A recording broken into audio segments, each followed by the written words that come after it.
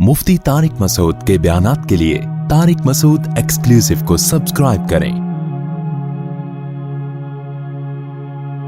Tariq Masood exclusive.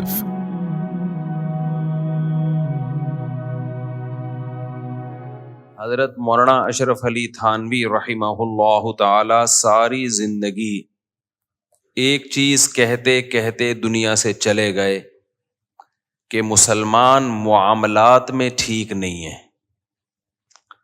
मुआमलात का मतलब ये होता है, एक आपका मामला होता है अल्लाह के साथ और एक मामला होता है आपस में लोगों के साथ। तो सारी जिंदगी ये कहते कहते चले गए कि असल में तो ना अल्लाह के साथ ठीक है ना मखलूक के साथ, लेकिन अल्लाह के साथ मुआमलात को कम अज कम मजहब का, दीन का हिस्सा समझते हैं। आपस के मुआमलात को दीन और मजहब का हिस्सा भी नहीं समझते। अल्लाह के साथ मामलात नमाज है, ज़कात है, हज है, रोज़ा है, इसको कम अज कम दीन समझते हैं। आपस के साथ मामलात को दीन ही नहीं समझते।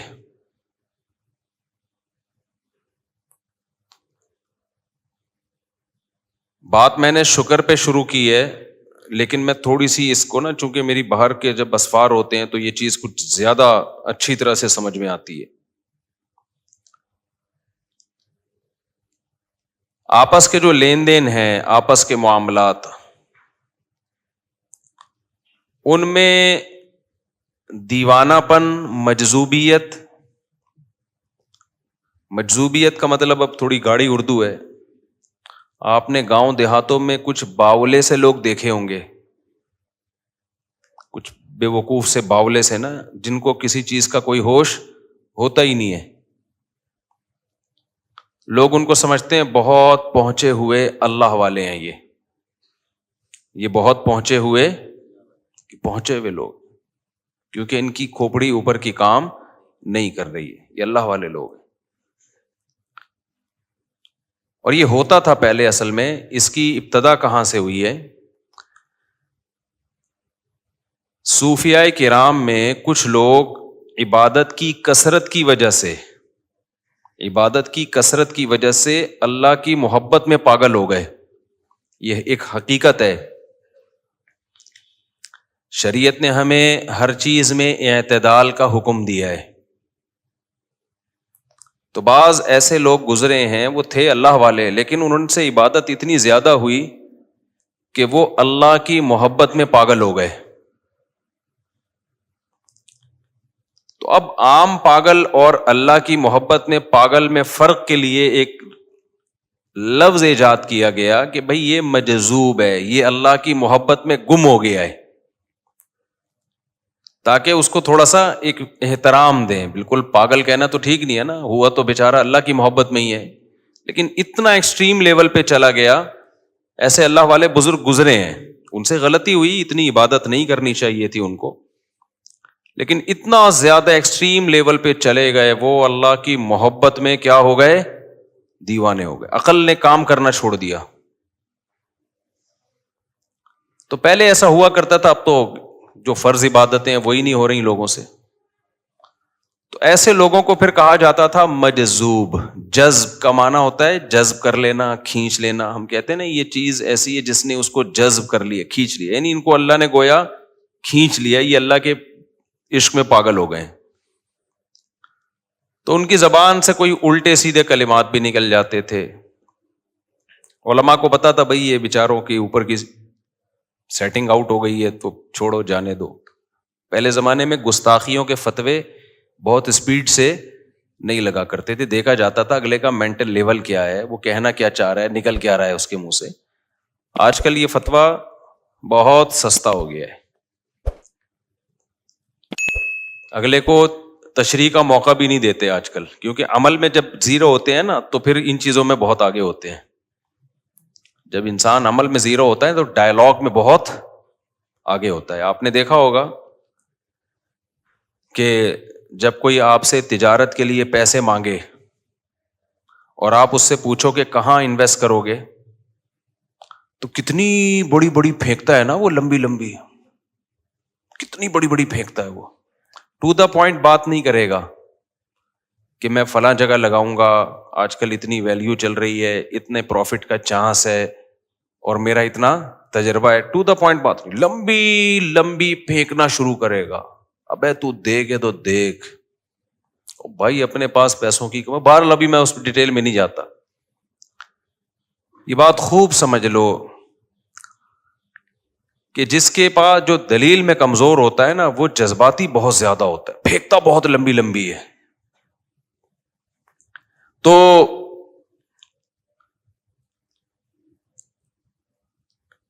آج کل چونکہ عمل میں مسلمان کمزور ہے نا، عمل تو ہو نہیں رہا. آپ معاملات دیکھ لیں، ہر چیز میں کمزور ہے. تو وہ لہذا وہ ذرا سی زبان لڑکھڑائی اور عشق رسول کا ایک دم جوش آ کے فوراً کیا لگا دیا، فتویٰ، مار دھاڑ، پھر اس پہ کنٹینر اور جو کچھ ہوتا ہے ہمارے یہاں سب کو پتہ ہی ہے.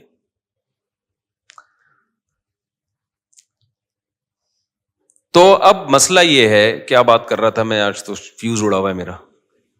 ہاں، تو میں شکر کی بات ذرا بعد میں لے کر آتا ہوں. پہلے ٹیوننگ ہو جائے نا، اس کے بعد یہ شکر کی بات سمجھ میں آئے گی. سروس پہلے ضروری ہے، سروس ہوتی ہے ٹیوننگ کے بعد. اندر کا کچرا پہلے صاف ہو جائے، پھر فائدہ ہوتا ہے. تو وہ ہوا کرتے تھے پاگل، یعنی اللہ کی محبت میں کیا ہو جاتے تھے، دیوانے، ایکسٹریم اس پہ چلے جاتے. تو اگر الٹی سیدھی بات بھی زبان سے کرتے نا تو لوگ کہتے بھائی یہ کیا ہو گئے ہیں، پاگل ہو گئے. تو ان کو کہا جاتا تھا مجذوب، یعنی اللہ نے گویا ان کو اپنی محبت میں کھینچ لیا ہے. تو ان کے بارے میں کہا جاتا تھا کہ ان کی زبان سے نکلا ہوا لفظ وہ حجت نہیں ہے، کیونکہ یہ جو کچھ کہہ رہے ہیں وہ سوچ سمجھ کے نہیں کہہ رہے، یہ کسی اور دنیا میں پہنچ چکے ہیں. تو لوگ ان کو چھوڑ دیتے تھے، بھائی چھڈو پرے. لیکن ہوتے وہ پاگل ہی تھے. اب پاگل چاہے کسی بھی وجہ سے ہو، رزلٹ اس کا کیا ہے، بولو نا، رزلٹ تو پاگل ہی ہے نا. یعنی ہم نے تو اس کو فالو کرنا نہیں ہے. فالو تو ہم نے اس کو کرنا ہے جس کا دماغ پراپر طریقے سے کام کر رہا ہے. علماء نے لکھا ہے کہ جب جج غصے میں ہو نا، اس کے لیے فیصلہ لکھنا حرام ہے. وجہ اس کی ہے کہ غصے میں انسان کا دماغ پوری طریقے سے کام نہیں کرتا. اس کا خطرہ ہے کہ وہ کچھ الٹا فیصلہ کر دے گا جذبات میں آ کے، کیونکہ اس وقت تھوڑا سا پاگل ہوتا ہے وہ. اکثر طلاقیں غصے میں ہوتی ہیں نا، کیونکہ اس وقت دماغ کام نہیں کر رہا ہوتا، پھر بعد میں روتے ہیں، پچھتاتے ہیں. تو اب جب وہ ایکسٹریم لیول پہ جاتے تھے اور اللہ کی محبت میں دیوانے ہو جائے کرتے تھے، تو ان کو لوگ کیا کہتے تھے، پاگل ہیں. تو پاگل چاہے وہ کسی بھی طبقے سے ہو، اس کا قول، اس کا عمل شریعت میں ہمارے لیے حجت نہیں ہے، نہ اس کو اس کی باتوں پہ پکڑا جاتا ہے اگر ثابت ہو جائے کہ یہ پاگل ہے.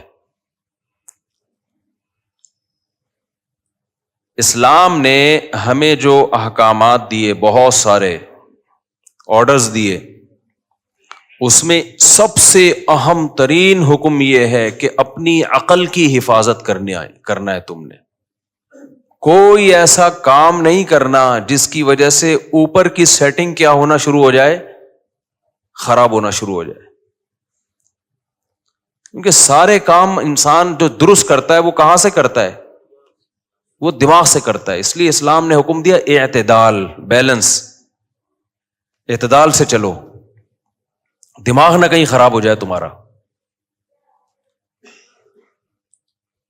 تو میں وہ بات مکمل کر دوں کہ جو معاملات کی بات تھی نا، اللہ سے جو انسان کا معاملہ ہے، عبادات کا، حج، روزہ، زکوٰۃ، اس کو تو لوگ سمجھتے ہیں دین کا حصہ ہے یہ.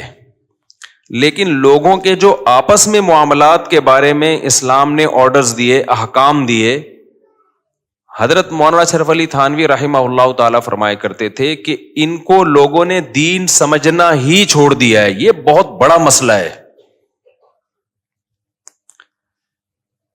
میرا کئی سال پہلے نا ایک جگہ میں رہا کرتا تھا، تو کرائے پہ رہتا تھا، اکثر کرائے پہ ہی رہتا ہوں میں، مجھے اس کی کوئی ٹینشن بھی نہیں الحمدللہ۔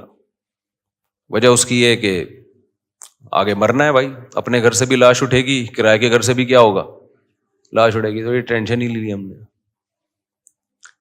اب تو میں جاپان کے قبرستان دیکھ کے آ گیا، تو مجھے پتا چلا ابے وہاں بھی قبرستان ہوتے ہیں، کیا فائدہ یار، اتنی ترقی کر لی جاپانیوں نے، میں نے ان کی ٹرینیں دیکھی، ان کے واش روم بھی ایسے ٹیکنیکل قسم کے ہیں، اور ان کے اوون، ان کی مشینیں دیکھی۔ میرا خیال یہ تھا کہ جاپان میں قبرستان نہیں ہوں گے، میرا خیال یہ تھا، وہم ہونے لگا تھا، کیونکہ اتنی ٹیکنالوجی میں اتنی ترقی جس قوم نے کی ہے، وہ کیوں مرے گی بھائی؟ ایک بٹن لگا لو، جیسے ہی مرنے لگے لوگ بٹن لگایا، عمر 10 سال بڑھ گئی تھی، تو اتنی ترقی تو کر لی ہے انہوں نے۔ واش روم آپ جاؤ نا تو آپ کو دیکھ کے ڈھکن کھل جائے گا، اتنے سمجھدار جس قوم کے واش روم ہیں، تو بندے کتنے سمجھدار ہوں گے؟ کیا خیال ہے بھائی؟ تو میرا خیال یہ تھا ان ملکوں میں قبرستان نہیں ہونے چاہیے۔ میں حیران ہو گیا، وہاں بھی قبرستان ہے بھائی، اور بڑے بڑے جاپانی وہاں دفن ہوئے ہوئے ہیں، چائنیز دفن ہوئے ہوئے ہیں، سائنٹسٹ دفن ہوئے ہوئے ہیں، اور ہم ان سے اچھے دفن ہوتے ہیں، کم از کم پوری قبر تو ملتی ہے۔ ان کے ہاں بوتلوں میں دادی نانی ہوتی ہیں، جلا دیتے ہیں، راکھ بنا دیتے ہیں، راکھ کو بوتل میں رکھا، ڈھکن سے پیک کیا، لکھا دادی، جاپانی میں لکھا چیپاں چیپاں کر کے۔ اور ایک، کیونکہ قبریں مہنگی بہت ہیں، ترقی بہت ہو گئی نا، تو قبریں اسی حساب سے مہنگی ہیں، تو اب ابا کے لیے کون 20 لاکھ کی پوری قبر لے بھائی؟ اتنی ترقی کیسے ہوگی اگر 20 لاکھ آپ نے ادھر ہی لگا دیے؟ تو انہوں نے ایک چھوٹے سے ڈبے لیے ہوئے ہیں جی، گڑا کھودا، ایک ہی قبر میں دادی، ایک ہی میں نانی، ایک ہی میں چاچا، ایک ہی میں ماموں اور ابا، یہ سارے اسی قبر میں بوتلوں میں رکھ دیے، ڈھکن ڈھک دیا۔ ان کی جو بھی فاتحہ ہوتی ہوگی وہ بھی پڑھنا اب ان کے لیے کیا ہو گیا؟ آسان۔ ان کی جو بھی ہوتی ہے چنگ پونگ کر کے کچھ ہوتا ہوگا۔ تو میں نے کرائے کی بات آ گئی نا، اس لیے میں ٹائم پہ دیا کرتا تھا کرایہ، بڑے پڑھے لکھے آدمی تھے ماشاءاللہ۔ اب پرانا قصہ ہو گیا، کسی کو پتہ نہیں چلے گا، ان کو بھی نہیں پتہ چلے گا ان کی بات کر رہا ہوں۔ جب میں نے مکان خالی کیا تو ان کے سارے ڈیوز بل سارے پے کر دیے۔ ہم نے یہی سنا ہوا تھا بڑوں سے کہ بھائی مکان جب خالی کرو تو اس کا مکان تھا، امانت تھی، تو جو بھی گڑبڑ ہوئی ہے وہ آپ کی ذمہ ہے۔ میں نے پیسے ویسے دے کے، اس کے بعد جو ایڈوانس لینے میں میرا تیل نکلا ہے وہ میں ہی جانتا ہوں۔ آج دے دیں گے، کل دے دیں گے، پرسوں دے دیں گے، ترسوں دے دیں گے۔ تو بھائی کیوں تمہیں موت آ رہی ہے کسی کے پیسے دیتے ہوئے یار؟ یہ میری ذمہ داری ہے کہ میں آپ کو یاد دلاؤں روزانہ ہے بھائی؟ یہ میری ذمہ داری ہے؟ یہ تو آپ کی ذمہ داری ہے نا، کہ ایک آدمی نے جب گھر کی چابی پکڑائی ہے تو اب آپ کے ذمہ ہے۔ میں ہوں بھی بھلکڑ، بھول جاتا ہوں بہت، جو چیز لکھی ہوئی نہ ہو مجھے یاد نہیں رہتی۔ 6 مہینے 7 مہینے گزر گئے، میں بھول ہی گیا۔ اب جب بھول گیا تو پھر مجھے یاد آیا کہ پتہ نہیں شاید میں نے لیے بھی ہیں، میں سمجھا شاید میں لے چکا ہوں، اب مجھے مانگتے ہوئے شرم آ رہی ہے۔ ایک دن کیا ہوا کہ میں نے ان سے چلتے پھرتے کہہ دیا، میں نے کہا ٹرائی کر کے دیکھتے ہیں، اگر انہوں نے کہہ دیا کہ میں تو دے چکا ہوں تو میں کہوں گا اچھا میں بھول گیا تھا، سوری کر لوں گا، اور نہیں بھولا ہوا اگر میں نہیں دیے انہوں نے تو ان کو یاد آ جائے گا۔ تو میں نے کہا وہ آپ نے 6-7 مہینے پہلے ایڈوانس ابھی تک یاد، مجھے ایسا یہ لگتا ہے کہ آپ نے دیے نہیں۔ اگر اس بندے کو پتا ہوتا نا کہ مفتی صاحب بھول گئے ہیں، کنفیوز ہیں، تو شاید وہ پی جاتا۔ اس کو خیال یہ ہوتا ہے کہ جب بھی کوئی اپنی پیسے مانگے جاتے ہیں تو اسٹائل تو یہی ہوتا ہے نا، میں بھی شاید، تاکہ اگلے کی بے عزتی نہ ہو کہ شاید میں بھول گیا ہوں، شاید۔ تو میں نے شاید کر کے کہا، انہوں نے کہا وہ اصل میں وہ مجھے یاد ہے، میں انشاءاللہ بھی بھجواتا ہوں۔ پھر جو 2 ہفتے 3 ہفتے 1 ہفتے پھر لگا دیے۔ حالانکہ ماشاءاللہ نمازی بھی ہیں، حاجی بھی ہیں، ہر جماعتوں میں بھی جا رہے ہیں، تبلیغ میں بھی وقت لگ رہا ہے، ہر بات میں اللہ اکبر اللہ، جب آپ ان سے سنیں گے نا ہر بات میں اللہ اندر سے نکلے گا۔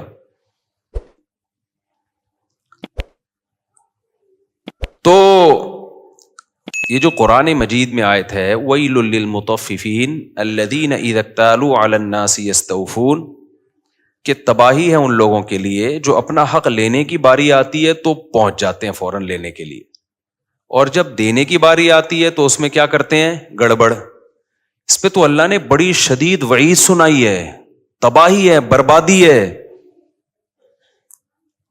ہمارے نبی صلی اللہ علیہ وسلم کے پاس صدقے کا ایک درہم پڑا ہوا تھا جس کی وجہ سے آپ کی نیند غائب ہو گئی تھی، نیند، امانت تھی کسی کی۔ علماء کہتے ہیں جب تک انسان دنیا کو مسافر خانہ نہیں سمجھتا نا، اس وقت تک یہ باتیں کھوپڑی میں آتی نہیں ہیں، کھوپڑی میں نہیں آتی ہیں بات۔ آپ کسی سے پیسے لے لیں، ترسائے گا وہ، ایسا ذلیل کرے گا آپ کو کہ آپ کی سوچ ہے، ایسے ذلیل کرے گا آپ کو وہ۔ کرے بھائی، اگر کوئی چرسی ہیروئنچی یہ کام کرے اچھا ہے، وہ تو برا آدمی ہے نا۔ مسئلہ یہ ہے کہ وہ پھر اپنے آپ کو اچھا کس منہ سے کہہ رہا ہے؟ وہ اپنے آپ کو کیوں کہتا ہے کہ میں اللہ کو کی خوشی کے لیے نماز پڑھتا ہوں؟ وہ کیوں کہتا ہے کہ میں اللہ کے لیے عمرہ کرنے جا رہا ہوں؟ اور یہ ڈرامے بازی جو لوگ کرتے ہیں نا حج سے پہلے اور عمرے سے پہلے سب سے معاف کروا کے، ان ڈرامے بازوں کو کبھی معاف نہ کیا کرو۔ ایک صاحب نے مجھے میسج بھیجا، بڑا ستایا مجھے ایک زمانے میں نا، انہوں نے میسج جب حج کرنے جا رہے تھے، معاملات میں ستایا، لین دین میں۔ حج کرنے جا رہے تھے کہ بھائی کہا سنا سب معاف، میں نے کہا جاؤ ہم نہیں کر رہے معاف۔ یہ تو نہیں، میں نے کہا جواب نہیں دیا، میری نیت یہ تھی کہ 2-3 دفعہ پوچھا نا تو بولوں گا نہیں معاف کیا۔ ڈرامے کیوں کر رہے ہو معافی کے؟ بھائی تکلف میں کیوں پڑ رہے ہو؟ آپ کا جو لین دین ہے وہ دے دو، وہ خود ہی معاف کر دے گا، اس کو تکلف کی ضرورت ہے آپ کو معاف کروانے کی؟ نہیں یاری، میرا خیال ہے بات سمجھ میں۔ بہنوں سے سب معاف کرا کے جاتے ہیں، جو کیا کرایا سب معاف۔